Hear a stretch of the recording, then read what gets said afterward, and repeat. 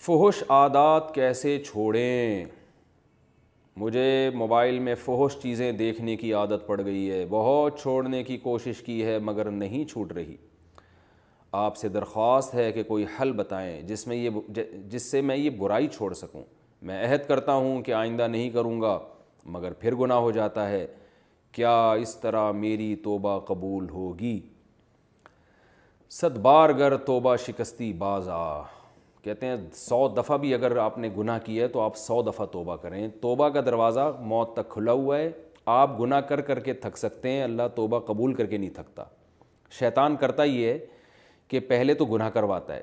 پھر جب انسان توبہ کرتا ہے پھر گناہ کرواتا ہے، پھر توبہ کرتا ہے گناہ کرواتا ہے، تو پھر شیطان کیا کرتا ہے؟ آدمی کو مایوس کرتا ہے، ابے تو کرتا ہی رہتا ہے، چھوڑ، توبہ سے کوئی فائدہ تو ہے نہیں۔ تو یہ شیطان کا دوسرا حملہ ہے۔ ایک حملہ وہ تھا جب اس نے گناہ کروایا تھا، ایک حملہ وہ ہے جب وہ توبہ سے آپ کو روک رہے ہیں۔ ہمارے ایک دوست تھے، بہت برائیوں میں مبتلا ہو گئے، کلاس فیلو تھے، تو میں ان کو لے گیا، حضرت حکیم اختر صاحب رحمہ اللہ تعالیٰ سے بیعت کرا دیے میں نے ان کو، تو ان کی شراب بھی چھوٹ گئی اور بھی برائیوں میں مبتلا تھے، چھوٹ گئے، لیکن پھر ان سے گناہ ہو گیا، پھر انہوں نے توبہ کی، 2 دفعہ گناہ ہوا، پھر توبہ کی، تو ایک دن مجھے ملے، کہنے لگے یار اب تو توبہ کرتے ہوئے شرم آ رہی ہے۔ تو میں نے اپنے شیخ کو بتایا کہ یہ کہہ رہے ہیں کہ توبہ کرتے ہوئے شرم آ رہی ہے، تو انہوں نے فرمایا کہ ان کو کہیں کہ توبہ توڑتے ہوئے شرم آنی چاہیے، کرتے ہوئے تھوڑی آنی چاہیے۔ یعنی ان کو شرم اس پہ آ رہی تھی کہ یار بار بار گناہ کر کے توڑ دیتا ہوں، کس منہ سے توبہ کروں میں؟ تو فرمایا توبہ توڑتے ہوئے شرم آنی چاہیے، اتنی شرم آئے کہ توبہ نہ توڑیں، اب کرتے ہوئے شرم آ رہی ہے۔ تو توبہ کے بغیر تو بھائی ہمارے پاس آپشن نہیں ہے، کیونکہ ہم جہنم کی آگ برداشت نہیں کر سکتے۔ گناہ 100 دفعہ ہوا ہے، 100 دفعہ توبہ کریں گے۔ دیکھیں ایک آدمی کے پاس ایک ہی ڈریس ہو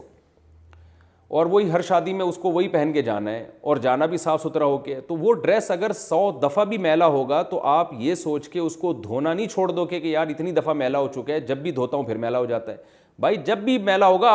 آپ کے پاس کوئی دوسرا ڈریس تو ہے نہیں، تو آپ کو اسی کو دھو کے جانا ہے۔ تو اب آپ کے پاس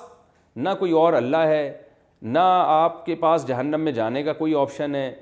تو اب اللہ بھی ایک ہی ہے، معاف کرنے والا بھی وہی ہے، اور آپ بھی شیطان کی باتوں میں آ کے بار بار گناہ کرتے ہیں۔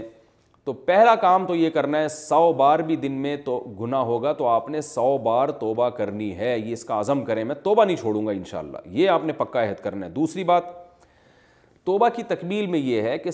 گناہ چھوڑنے کے اسباب بھی اختیار کیے جائیں۔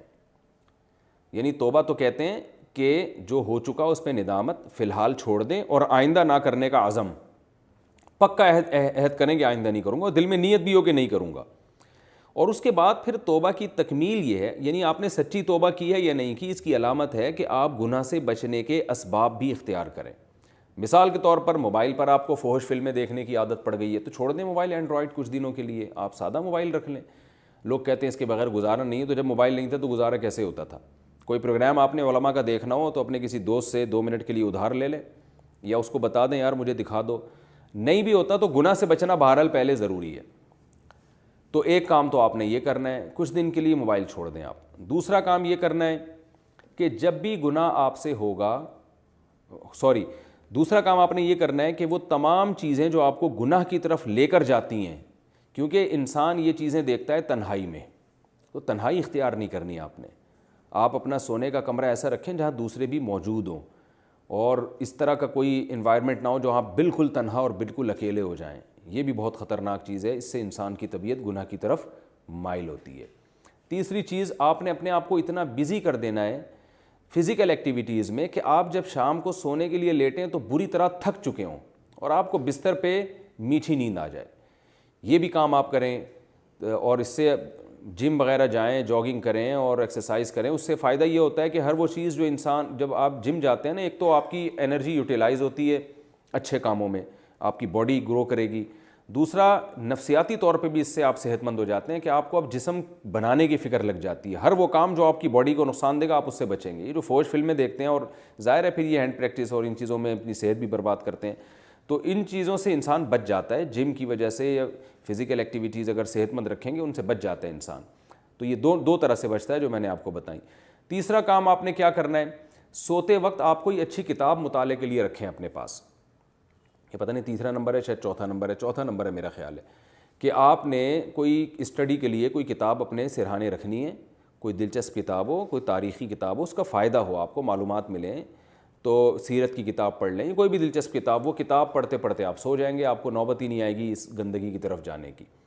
پانچواں کام آپ نے یہ کرنا ہے کہ اگر آپ کنوارے چھڑے چھاٹ ہیں تو فوراً سے پہلے شادی کرنی ہے، اور کسی کی بھی نہیں سننی اس میں آپ نے۔ اگر آپ کو اللہ نے وسائل دیے، آپ کو رشتہ مل سکتا ہے، تو کسی کی بھی نہ سنیں آپ، اور اس میں ماں باپ کی اطاعت بھی جائز نہیں ہے، بلکہ اللہ نے حکم دیا ہے کہ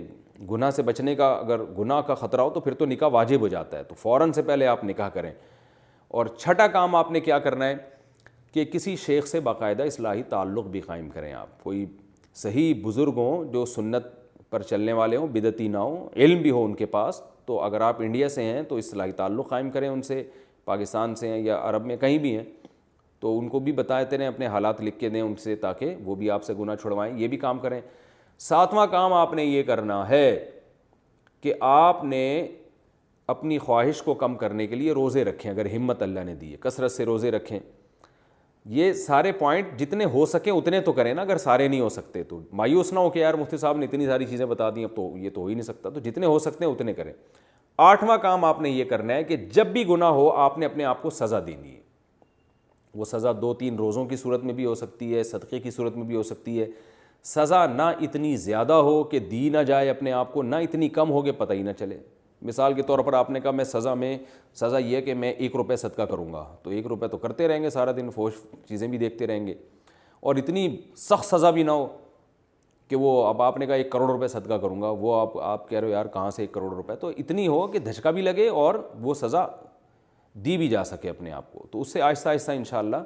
یہ برائی آہستہ آہستہ انشاءاللہ چھوٹے گی۔ اور پھر بھی وہ حضرت مرزوق رحمۃ اللہ علیہ کا شعر ہے کہ نہ چت کر سکے نفس کے پہلواں کو، تو یوں ہاتھ پاؤں بھی ڈھیلے نہ ڈالے۔ یعنی نفس کا جو پہلواں ہے نا، تیری اس سے کشتی ہے، شیطان سے اور نفس سے آپ کی کشتی ہے، تو وہ فرما رہے ہیں کہ اگر تم اس کو پٹخ کے گرا نہیں سکتے تو اب ایسا بھی نہیں ہونا چاہیے کہ ہاتھ پاؤں اس کے سامنے ڈھیلے ڈال دو اور بولو اب تو نے میرے ساتھ جتنا کھیلنا ہے کھیل لے، جو برائی مجھ سے کروانی ہے کروا لے۔ فرمایا ایسا بھی نہ کرو، رنگ میں اتر گئے، اب ساری زندگی کا پھڈا ہے شیطان سے اور نفس سے، لڑو، فائٹ کرو اس سے،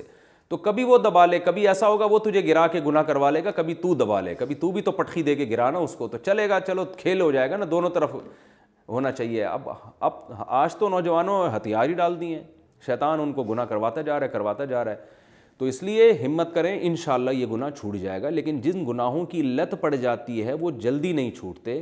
وہ آہستہ آہستہ ہی چھوٹتے ہیں، تو مایوس نہیں ہونا ہے، چھوڑنے کی کوشش کرنی ہے۔ اور اگر کوئی اچھے نفسیاتی ڈاکٹر آپ کے جاننے والوں میں ہیں، اچھے ہوں جو دیندار ہوں، کیونکہ بعض ڈاکٹر خود آج کل لوگوں کو الٹے کاموں پہ لگا دیتے ہیں، اللہ تعالیٰ پناہ میں رکھے، ہینڈ پریکٹس وغیرہ پہ خود ڈاکٹر بھی لگا دیتے ہیں،